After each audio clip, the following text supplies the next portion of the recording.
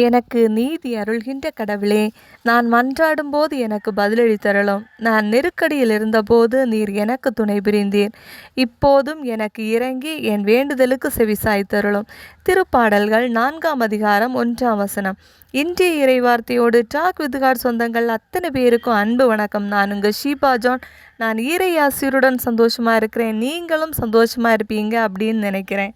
நம்முடைய நெருக்கடிகளிலே நம்மோடு இருந்து நம்மை ஆசீர்வதித்து நம்முடைய வேண்டுதல்களுக்கு பதிலளித்த இறைவன் இனியும் நம்மேல் இரக்கம் கொண்டு நம்முடைய வேண்டுதல்களுக்கு பதிலளிப்பார் என்ற நம்பிக்கையோடு இருப்போம். இறைவன் நம்மை நிறைவாக ஆசீர்வதிப்பாராக. விவிலியம் எழுதுதல் நாள் 45. விடுதலை பயணம் 12ஆம் அதிகாரம் எழுதி முடிச்சாச்சு. சற்றலசுவோம் வாருங்கள். எகிப்து நாட்டில் ஆண்டவர் மோசேயுடனும் ஆரோனுடனும் உங்களுக்கு மாதங்களில் தலையாயது இம்மாதமே, ஆண்டில் உங்களுக்கு முதல் மாதமும் இதுவே. இஸ்ரேல் மக்கள் கூட்டமைப்பு முழுவதற்கும் நீங்கள் அறிவியுங்கள். அவர்கள் இம்மாதம் 10ஆம் நாள் குடும்பத்துக்கு ஓர் ஆடு, வீட்டிற்கு ஓர் ஆடு என்று தேர்ந்தெடுத்து கொள்ளட்டும். ஓர் ஆட்டினை உண்ண ஒரு வீட்டில் போதிய ஆட்கள் இல்லையெனில் உண்போரின் எண்ணிக்கைக்கும் உண்ணும் அளவுக்கும் ஏற்ப அண்டை வீட்டாரை சேர்த்து கொள்ளட்டும். ஆடு குறைபாடற்றதாக கிடாயாக ஒரு வயது குட்டியாக இருக்க வேண்டும். தேர்ந்தெடுப்பது வெள்ளாடாகவோ செம்மறியாடாகவோ இருக்கலாம். இம்மாதம் 14ஆம் நாள் வரை அதை வைத்து பேணுங்கள். அந்நாள் மாலை மங்கும் வேளையில் இஸ்ரேல் மக்கள் கூட்டமைப்பின் அனைத்து சபையும் அதை வெட்ட வேண்டும். இரத்தத்தில் சிறிதளவு எடுத்து உண்ணும் வீடுகளின் 2 கதவு நிலைகளிலும் மேல் சட்டத்திலும் பூச வேண்டும். இறைச்சியை அந்த இரவிலேயே உண்ண வேண்டும். நெருப்பில் அதனை வாட்டி புளிப்பற்ற அப்பத்தோடும் கசப்பு கீரையோடும் உண்ண வேண்டும். அதை பச்சையாகவோ நீரில் வேக வைத்தோ உண்ணாமல் தலை கால் உட்பாகங்கள் முழுவதுமாக நெருப்பில் வாட்டி அதனை உண்ணுங்கள். அதில் எதையுமே விடியற் காலை வரை மீதி வைக்க வேண்டாம். காலை வரை எஞ்சி இருப்பதை நெருப்பால் சுட்டெரியுங்கள். நீங்கள் அதனை உண்ணும் முறையாவது: இடையில் கச்சை கட்டி கால்களில் காலணி அணிந்து கையில் கோல் பிடித்து விரைவாக உண்ணுங்கள். இது ஆண்டவரின் பாஸ்கா. ஏனெனில் நான் இன்றிரவிலேயே எகிப்து நாடெங்கும் கடந்து சென்று எகிப்து நாட்டில் மனிதர் தொடங்கி விலங்கு வரை அனைத்து ஆண்பால் தலைபிறப்பையும் சாகடிப்பேன். எகிப்தின் தெய்வங்கள் அனைத்தின் மேலும் நான் தீர்ப்பிடுவேன். நானே ஆண்டவர். இரத்தம் நீங்கள் இருக்கும் வீடுகளில் உங்களுக்கு அடையாளமாக இருக்கும். நான் இரத்தத்தை கண்டு உங்களை கடந்து செல்வேன். எகிப்து நாட்டில் நான் அவர்களை சாகடிக்கும் போது கொல்லும் கொள்ளை நோய் எதுவும் உங்கள் மேல் வராது. நாள் உங்களுக்கு ஒரு நினைவு நாளாக விளங்கும். அதனை ஆண்டவரின் விழாவாக நீங்கள் தலைமுறை தோறும் கொண்டாடுங்கள். இந்த விழா உங்களுக்கு நிலையான நியாயமாக இருப்பதாக. 7 நாட்களுக்கு புளிப்பற்ற அப்பங்களையே உண்ணுங்கள். முதல் நாளிலேயே புளித்த மாவை உங்கள் வீடுகளிலிருந்து அகற்றிவிடுங்கள். ஏனெனில் முதல் நாள் தொடங்கி 7ஆம் நாள் வரை புளித்த அப்பத்தை உண்பவன் இஸ்ரேலிலிருந்து விலக்கி வைக்கப்படுவான். முதல் நாளிலும் 7ஆம் நாளிலும் நீங்கள் புனித அவை கூடுவதற்கு அழையுங்கள். இந்நாட்களில் எவ்வேலையும் செய்ய வேண்டாம். ஒவ்வொருவரும் உண்ண தேவையானதை மட்டும் நீங்கள் தயார் செய்யலாம். புளிப்பற்ற அப்ப விழாவை நீங்கள் கொண்டாடி வர வேண்டும். ஏனெனில் இந்த நாளில்தான் உங்கள் படைத்திரளை நான் எகிப்து நாட்டிலிருந்து வெளியேற செய்தேன். நீங்கள் இந்நாளை தலைமுறை தோறும் கொண்டாடி நிலையான நியாயமாக கொள்ளுங்கள். முதல் மாதத்தின் 14ஆம் நாள் மாலை தொடங்கி அம்மாதத்தின் 21ஆம் நாள் மாலை வரை புளிப்பற்ற அப்பம் உண்ணுங்கள். 7 நாட்களாக உங்கள் வீடுகளில் புளித்த மாவு காணப்படவே கூடாது. ஏனெனில் புளித்த அப்பத்தை உண்பவன் அந்நியனானாலும் நாட்டின் குடிமகனானாலும் இஸ்ரேல் மக்கள் கூட்டமைப்பிலிருந்து விலக்கி வைக்கப்படுவான். நீங்கள் புளித்த அப்பம் உண்ணாமல் உங்கள் உறைவிடங்களில் எல்லாவற்றிலும் புளிப்பற்ற அப்பத்தையே உண்ணுங்கள். இதை கேட்ட மோசே இஸ்ரேலின் பெரியோர்கள் அனைவரையும் அழைத்து அவர்களிடம் கூறினார். மேலும் உங்கள் பிள்ளைகள் உங்களை பார்த்து இவ்வழிபாட்டின் கருத்து என்ன என்று கேட்கும்போது நீங்கள், இது ஆண்டவரின் பாஸ்கா பலி. அவர் எகிப்தியரை சாகடித்த போது எகிப்திலுள்ள இஸ்ரேல் மக்களின் வீடுகளை கடந்து சென்றார். இவ்வாறு நம் வீடுகளுக்கு அவர் மீட்பளித்தார் என்று கூறுங்கள். மக்களும் தலைவணங்கி தொழுதனர்.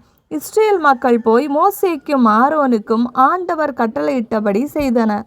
இரவில் அரசனாக இருந்த பார்வோனின் தலைமகன் தொடங்கி சிறையில் கிடந்த கைதியின் தலைமகன் வரை எகிப்து நாட்டின் எல்லா ஆண்பால் தலைப்பிறப்பையும் மற்றும் விலங்குகளின் அனைத்து ஆண்பால் தலையீற்றுகளையும் ஆண்டவர் சாகடித்தார். பார்வோனும் அவனுடைய அனைத்து பணியாளர்களும் எகிப்தியர் அனைவரும் விழித்தெழுந்தனர். எகிப்தில் பெரும் அழுகுரல் கேட்டது, ஏனெனில் சாவி இல்லாத வீடு எதுவுமே இல்லை.